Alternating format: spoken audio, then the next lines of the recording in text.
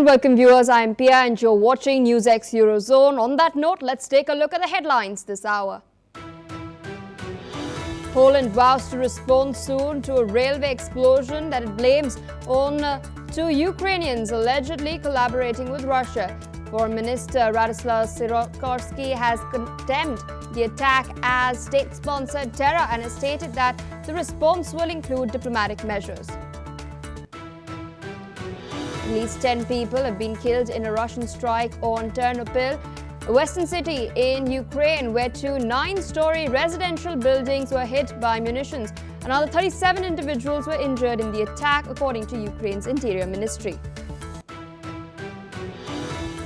China's foreign ministry has rejected claims by the United Kingdom that Chinese spies were infiltrating as headhunters, stating that China has no interest in collecting intelligence from the UK Parliament. The statement follows a warning from Britain's MI5 about Chinese agents attempting to influence political activity. British Finance Minister Rachel Reeves has called leaks about the budget not acceptable following a report that she had dropped plans to raise income taxes. With fiscal targets to meet, Reeves is expected to need to raise significant funds, and markets had anticipated a rise in income tax to meet those goals. Europe is expanding its space cooperation with India through a new partnership with the Indian Space Association. The collaboration will focus on mutual interests in space research, information exchange, and capability building. Slovak Prime Minister Robert Fico has called for NATO to strengthen air defences on Slovakia's eastern flank, while also asserting the country's independence in deciding its future defence spending. Fico has reiterated Slovakia's position against directly supplying lethal weapons to Ukraine. US President Donald Trump has praised Syria's tremendous progress under President Ahmed al-Shara. He has stated that lifting US sanctions with support from Saudi Arabia and Turkey gives Syria a chance to recover and rebuild regional ties. A new round of floods and landslides triggered by torrential rain in central Vietnam has killed at least 8 people. Meanwhile, traders are also warning that it could hamper the ongoing coffee harvest. Well, viewers, those are the headlines and our top focus. The Russian Defense Ministry has stated that Russia launched massive strikes on targets in western Ukraine in response to what it claims are terrorist attacks on Russian territories. Meanwhile, Ukrainian President Volodymyr Zelensky has stated that 10 people have been killed in a Russian attack on Ukraine as Moscow launched a massive overnight assault involving more than 470 drones and 48 missiles. Zelensky reported that residential areas were struck in these attacks, causing significant destruction and leaving dozens more injured. Emergency crews continue to work at the sites of the impact, where people may still be trapped under debris.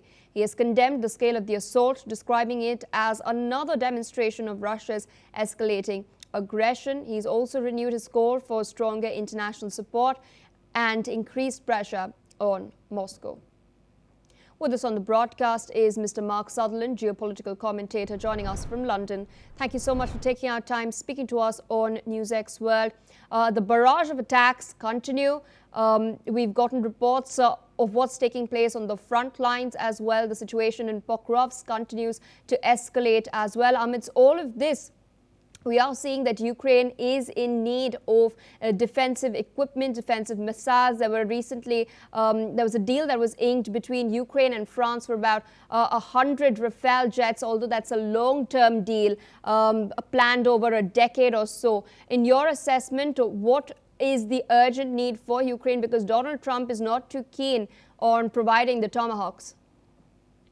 Pia, good to be with you. Well, the debate behind all this is the Russians' concern over the fact that Ukraine admitted, and it's out there, that they used this tactical missile system, ATAMSC, off the top of my head. They've been worried, they've been deeply concerned about that because it's American supplied, and that they have used this ballistic missile in the attacks on Russia. Here we go, tit for tat. They have then responded because they are not then happy with the fact that that technology is being put into the theatre of war. And as you quite rightly raise, the whole thing of the Tomahawk missiles with a range of up to 1,500 kilometers, 1,500 miles. So this is what is then concerning Russia. And as we've spoken about earlier, now NATO is looking at how can they make far more drones cost effectively. So everyone is scrambling to look at the hardware, what they have, and also the data that they are collecting. That's one of the other spin-offs of war, which is awful, but you are then collecting data of what performs in the theatre of war and what doesn't. Pia. Indeed, sir. Requesting you to stay on with us as we're tracking further updates.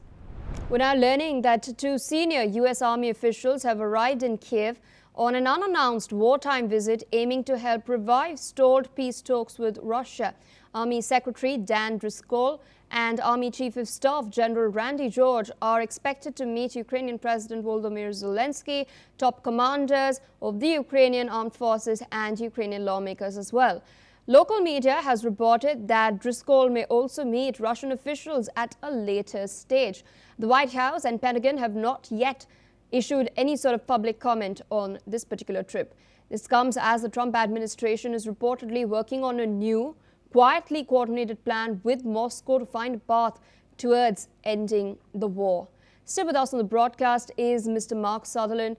Interesting developments because we've just seen Donald Trump his recent statements, in fact, stating that he would be imposing sanctions on countries that continue to trade with Russia.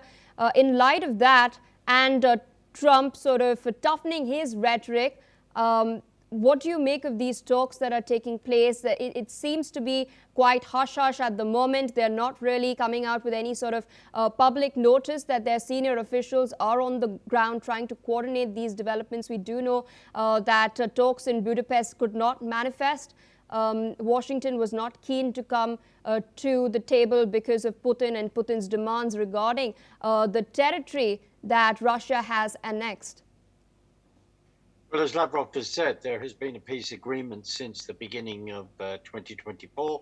We remind ourselves we're coming up to the, unfortunately, the 4th anniversary of their invasion into a sovereign country, February 2022. But Lavrov has said we've got this peace deal that's been on the table since the beginning of 2024. And as you rightly say, there is hush-hush movements behind the scenes. I think there are many movements behind the scenes in many ways that we are not then aware of. You making a reference to the sanctions, of course, where President Trump has at times it seems he's gone off like a ballistic missile when he said, you know, Europe, you are then funding your own demise by buying energy off Russia, etc. Of course, Russia's been relying on China to buy energy, so it then keeps its war chest going. It's extremely mixed and at times extremely complex. European Union has talked about the frozen assets that Russia has in European banks to get hold of, and also other sanctions, where it's been the fourth round that they wish to get to push against Russia. As I've said numerous times, like we have said, we need these people to come, these sides to come around the table to negotiate this. And of course, with what Lavrov has said, here's the peace agreement in regard to the land that we have taken and that we are not going to move from. And of course, that is a huge, understandable sticking point to Zelensky, to Ukraine. But we want to see them get around the table. And Pia, finally, one of the concerns is you keep escalating, we'll let you have this missile, we'll let you have that. That is also the danger, because then you are not able to bring people to the table to negotiate what needs to get negotiated, which is the end of this war. Pia. Absolutely. Mr. Sutherland, requesting you to stay put as we're tracking further updates. We're now learning that China's foreign ministry now says that it firmly opposes the UK spy agency's what it terms as groundlessly hyping up Chinese spies posing as headhunters, stating that China was not interested in collecting so-called intelligence from the British Parliament. Mao Ning, spokesperson for the Chinese Ministry of Foreign Affairs, has insisted that China never interferes in the internal affairs of other countries, nor does it have any interest in collecting intelligence. This comes as Britain's MI5 security service issued a new warning to lawmakers about attempts by Chinese agents to collect information and influence activity. Its latest accusation is that Beijing is trying to spy on the nation's parliament. 这个问题，中方已经多次阐明了严正立场。我们坚决反对这种无中生有、以己夺人的渲染炒作，基于错误信息的判断只会误入歧途。中方从不干涉别国内政，更没有兴趣搜集英国议会的所谓情报。Basically, what the MI5 has done is it's flagged certain profiles on LinkedIn targeting British members of parliament, trying to gain access to sensitive information. Now, according to the briefing shared with the lawmakers, the agency has identified at least 2 online profiles masquerading as legitimate recruiters, but allegedly operating on behalf of Chinese intelligence services to cultivate potential sources within the British Parliament. Officials say that these operatives approach targets under the guise of career opportunities, seeking to build rapport before gradually soliciting privileged political or government information. Still with us on the broadcast is Mr. Mark Sutherland. Sir, I wanted to understand from you, how serious are these warnings? China has, of course, come out and denied any sort of interference. But if we take the case of, let's say, Canada, where another scandal is also brewing of Chinese interference, we do know how they play their games. So in context of all of that, how serious are this sort of spy nexus that China is operating through these headhunter profiles on LinkedIn? It's extremely serious. I mean, I'm trying not. The other sort of sarcastic comments. If anyone can find any intelligence within the British Parliament, then good luck to them. Many of us within the UK are rather concerned about that. But anyway, that's another subject. But the issue is, this is extremely serious, especially as where they want to build a huge embassy. I mean, if you look up other technology experts who are pushing things like the outer net on British thought leaders in regard to a recent interview, you will then see how much China wants to undermine business and undermine entrepreneurs and get them wrapped up in constant lawfare because they want their technology, and sadly they will use various means in which to do that. In the past, Britain has had there were alarms given, but people ignored, especially in regard to Huawei and companies like that. Frankly, you asked me a straight question. Of course, they are not to be trusted one iota. And the data collection and our reliance technology on Chinese technology is a concern, and especially as it's been thrown up. When you realize, when you are importing buses, other technology from China, and then you realize that there are little computer chips inside those buses where you can actually turn them off. How much other control are Western countries, prepared to hand over to China? This is a huge concern. And Pierre, as you quite rightly raised, you know how the CCCP works, and we need to be taking that even more seriously. And we go back in history, even back to Cameron Osborne in regard to British politics. It's then looking at the relationships that people have had that they need to be fully aware of. Why are they then doing that? There were concerns under the Theresa May administration in regard to Chinese people that had infiltrated right up to a high level. Pierre. Indeed, you did refer to the fact that the ministers are preparing to decide on approving a larger Chinese embassy in London. But, this warning by the MI5 also follows the collapse of a case back in September against 2 British men accused of spying for China, after prosecutors concluded that they lacked sufficient evidence. Now, we do see that opposition leaders, critics as well, have accused Prime Minister Keir Starmer of prioritizing improved relations with Beijing over these national security concerns. The government has firmly denied these accusations and allegations, but to an extent, I wanted to understand from you, do you concur? Yeah, I mean, this is extremely serious. They've dropped these charges. There is far more behind this, and also we've got to remember, a number of months ago, when the excuse of a Chancellor of Exchequer, excuse my sarcasm, in this country, then gets on a plane and goes out cap in hand to China. They do not have our best interests whatsoever across the world. We only have to ask Taiwan that. This case should not have been dropped. It should have then been pursued. But also, in many ways, and I am not privy to some of this information, and we can only guess, but also not guess when we read around this subject. The infiltration is real and it's there, and it needs exposing. And if you then talk to present members of Parliament who have been pushing this concern, people like Ian Duncan Smith, who the Chinese government have actually banned him actually visiting the country. These are serious issues that should not be downplayed. But of course, people are downplaying it, especially when their own economies, like the UK, is bordering on bankruptcy. And then there's looking at ways of actually keeping that afloat, Pia. This is profoundly serious. The Art of War is a book that is written that many of us need to study. Absolutely. And people have then forgotten in how they then approach dominance, because quickly the Chinese want to be the number one in regard to the hegemony across the world. Pia. All right, so with that, I'd like to thank you for taking out time, of course, sharing your analysis with us on NewsX World today. On that note, viewers, we're shifting focus away from the United Kingdom towards what's taking place in the Netherlands. Now, the Dutch government has temporarily suspended its intervention at computer chip maker Nexperia.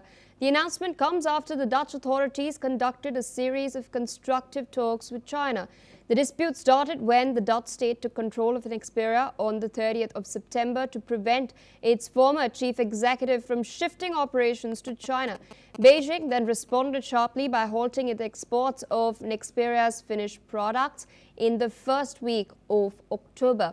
This caused shortages of chips needed by car manufacturers, particularly those in Europe, leading to production slowdowns and temporary halts.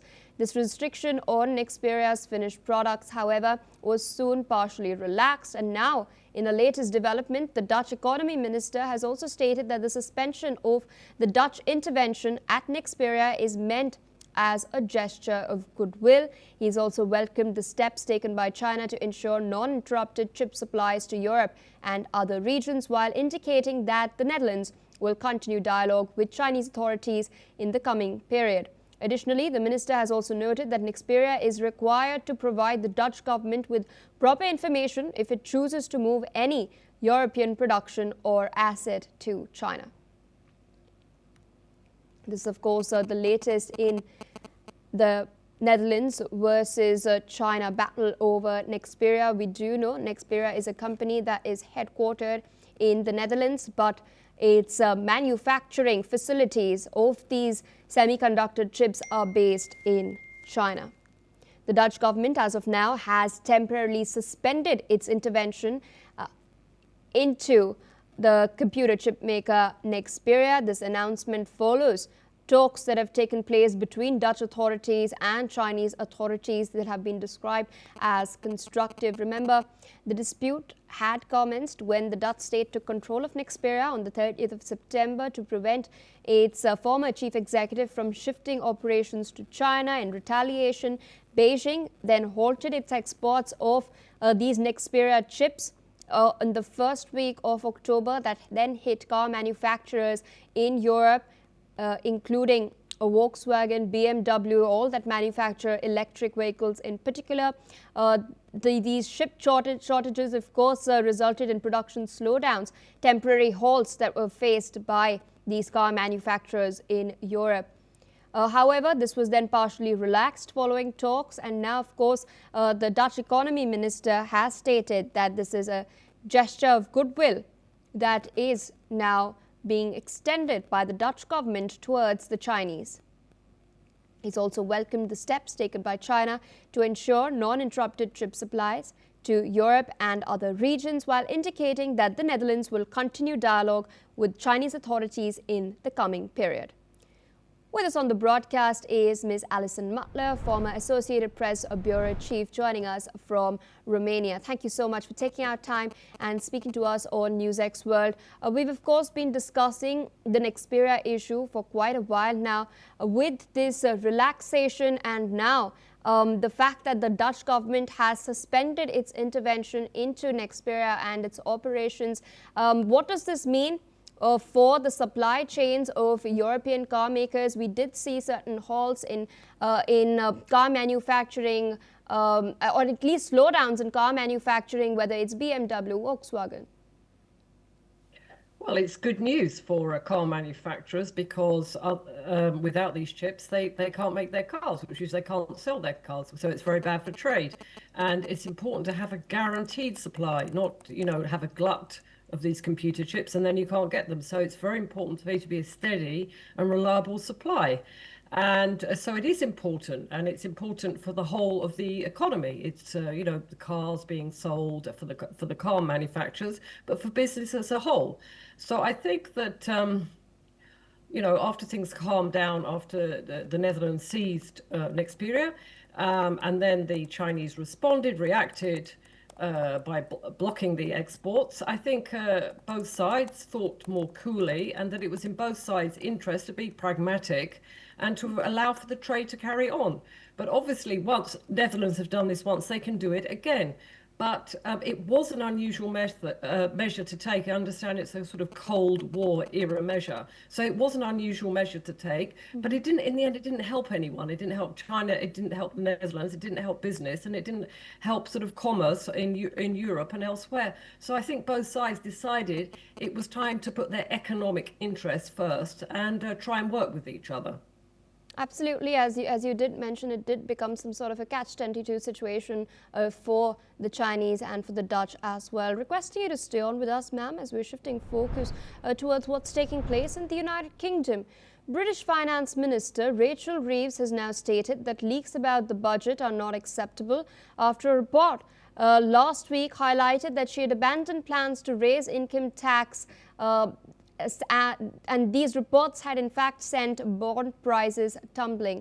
Reeves is now expected to raise tens of billions of pounds to stay on track to meet her fiscal targets in the annual budget, and according to reports, a rise in income tax is the surest way to achieve this. Let's in fact listen in to what she has stated. Well, leaks are not acceptable, but people only have to wait a week now until I deliver my budget on Wednesday the 26th of November. The priorities of that budget will be to tackle the cost of living, to get NHS waiting lists down and to reduce the national debt. Those are the priorities of the British people, and they'll be my priorities as I go into the budget next week. So with us on the broadcast is Ms. Alison Mutler. Interesting developments are from the United Kingdom as far as their budget is concerned. There is a significant fiscal target that requires to be met. In fact, the Tories have so far been capitalizing on their predictions at the moment that income taxes will be raised, but this report has come out that the taxes are likely to not be raised, which has resulted in bond prices now tumbling. What do you expect could be included in the budget as far as taxes are concerned? Will these be raised in order to meet the targets, or is she likely to keep them as they are in order to ensure that the voter sentiments are not then turned against the Labour? Well, it's a very delicate balance. There is a budget deficit. There are economic targets that need to be met. There is, Britain needs to continue to have investor confidence because they need investment. But raising income tax is never popular. In fact, raising any tax is never popular. We have the same story in Romania. Britain has something like a progressive tax, so that means depending on what you only get, you're in a different tax bracket. So the question would be, are you going to tax the lowest people? That is something the Labour Party is, a social democrat type party. It's supposed to protect the poorest people. So if they do go about hiking those taxes, they're going to risk losing a lot of voters. And Labour is not doing very well in the polls, as the Tories aren't doing well in the polls either. So they have to be very careful about meeting budget targets, but where they get the money from. Are they going to get them by raising things like sales tax, VAT, I think it's called in the UK? Yes. Or are they get a inheritance tax, or they have to be able to get a significant amount of money from somewhere to fill in the holes in the budget. But raising income tax is never popular, and it will cost them votes. And the Labour Party is not particularly popular, and the Chancellor is not particularly popular. Also because the press in the United Kingdom, particularly the written press, is dominated by it's more of a Tory press. Tory means the Conservative Party. So the Labour Party generally doesn't have a good start with the press, because most of the press is against them, on political grounds anyway. So any mistake she makes, or any, saying I don't want any more leaks is a very defensive thing to say, because as long as there's journalism, there's always going to be leaks. Britain is a thriving democracy. We're not talking about China or North Korea here. There will be leaks, and I think there are ongoing discussions, balancing where the Labour government can get money to cover the budget deficit. On the same time, some measures that don't cost it politically. So I don't think that the Labour Party or Rachel Reeves has actually probably made up their mind at the moment. And there's another thing about leaks. Sometimes they're strategic, and they're actually leaked by the government to see the reaction of people. And then based on the reaction of people through the media, they then decide what measures to take. So she's probably right. We should wait to the 26th of November to see what budget she rolls out. Absolutely, ma'am. Thank you so much for taking out time and, of course, putting all of this into perspective for our viewers. On that note, we're shifting focus to more developments coming in. The European Space Agency has signed a letter of intent with the Indian Space Association, strengthening ties with India's fast-growing space industry. The announcement was made at the India International Space Conclave 2025 in New Delhi. The agreement builds on ESA's expanding cooperation with ISRO and reflects Europe's broader engagement with India's space ecosystem, which includes major corporations, global space companies, and an active startup sector. ESA's Director for Strategy, Legal and External Matters, Eric Morelde Westgaver, has now stated that the partnership will help identify shared areas of interest and foster knowledge sharing as India's space capabilities continue to grow. ISPA Director General Lieutenant General A.K. Bhatt has stated that the collaboration with ESA will benefit the wider industry and raise joint ambitions as ISPA solidifies its role as India's leading space body.